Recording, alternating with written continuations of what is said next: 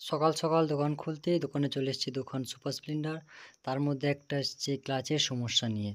Clutch খুলতেই দেখি ক্লাচের একটা পোরশন ভাঙা এবং কমা দামি ইঞ্জিন অয়েল ব্যবহার করার জন্য ইঞ্জিনে এতটাই কালি জমেছে যে নিজের চোখে না দেখলে বুঝতেই পারবেন না এবং এতটাই কালি যা পরিষ্কার করতে কমসে কম ১ লিটার পেট্রোল খরচা করতে হবে। তাড়াতাড়ি করার জন্য মেশিন দিয়ে ওয়েটটা খুলে নিলাম এবং ক্লাচের ভাঙা অংশটি আগে বের করে নিলাম এবং তারপর বাকি অংশগুলো আস্তে, আস্তে বের করে নিলাম।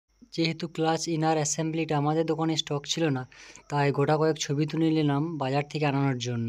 আর এটা হচ্ছে নতুন ক্লাচ ইনার অ্যাসেম্বলি যেটা সুপার বাইকটিতে আমরা লাগাবো। ছাড়াও একটা প্যাশন প্রো খুলেছি ফুল ইঞ্জিনের কাজ করার জন্য। আরও অনেক কাজ আছে। আমার ভাই প্যাশন প্রো ইঞ্জিনটা ফিটিং করতে শুরু করে দিয়েছে। ততক্ষণ আমি লেগে পড়লাম একটা স্কুটিতে। স্কুটিটা হচ্ছে BS6 এর এবং যেটার হেডলাইট সুইচ কিন্তু নেই। হেডলাইটগুলো ডাইরেক্ট। কিন্তু হেডলাইটের পোর্ট দেওয়া আছে। এবার হেডলাইটটা কাটার জন্য আমি একটা BS3 মডেলের হেডলাইট সুইচ নিয়ে নিলাম এবং একটা জ্যাক নিয়ে নিলাম। জাস্ট কানেকশনটা করে রেডি করার জন্য। ভিডিওটি সম্পূর্ণ দেখার জন্য অসংখ্য ধন্যবাদ।